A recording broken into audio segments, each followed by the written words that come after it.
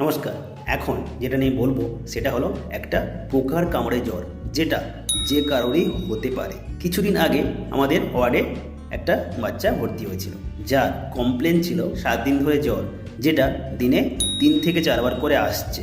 Examine করে দেখা গেল যে শরীরে এক জায়গায় একটি ক্ষত আছে, যেটা প্রবাবলি পোকার কামড়ের জন্য হয়েছে।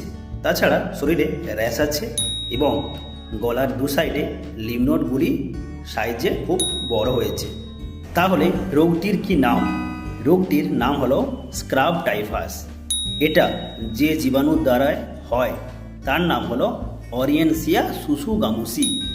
এটা ছড়ায় একটি পোকার কামড়ে, যার নাম হলো টম্বিকুলিড মাইট। তাহলে এই রোগের সাইন সিমটমগুলি কী কী? উচ্চ মাত্রায় জ্বর, টেম্পারেচার 102 ডিগ্রি ফারেনহাইট বা তার বেশি, তার সঙ্গে মাথায় ব্যথা এবং পেশিতে ব্যথা। শরীরে একটি ক্ষতের চিহ্ন থাকবে, যেটা পোকার কামড়ের জন্য হয়ে থাকে। তাছাড়া ম্যাকিউলোপ্যাপুলার র্যাশ, পেটে ব্যথা ও বমি।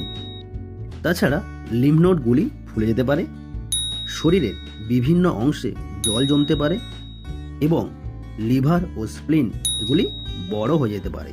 তাহলে এইসব সিমটম যদি থাকে, অবশ্যই ডাক্তারবাবুর পরামর্শ নেবেন, যাতে টাইম মতো ট্রিটমেন্ট শুরু হয়।